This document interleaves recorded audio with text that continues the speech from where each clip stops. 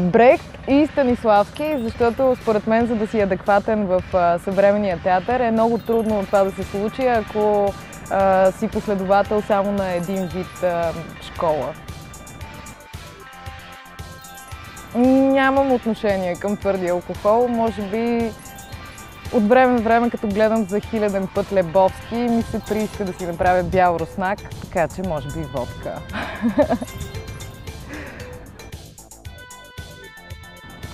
Ако говорим за дестинации, които бих посетила скоро, Америка ми е по-интересна. Иначе ме плашат и двете страни.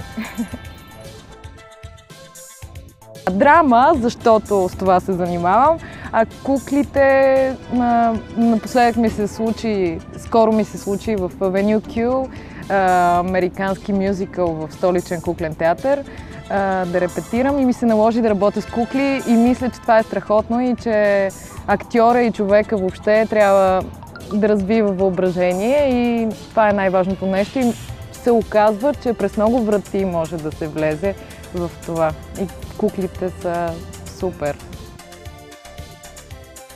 Маратонки.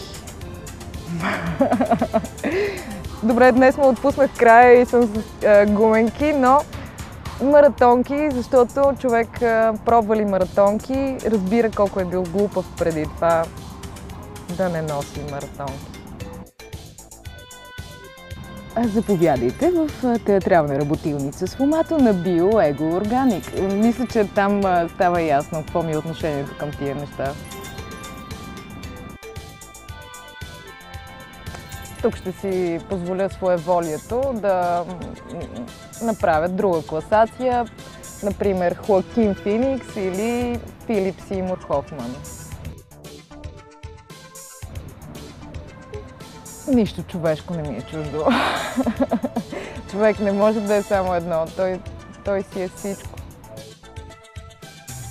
Театър Черното пиле на Мариус в Азарян гледах и това наистина ме разтърси. За филм, последния филм, който гледах, American Honey, силно препоръчвам.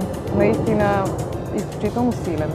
За сериал Младият папа, Сорентино е моя голяма любов в последните 2 години.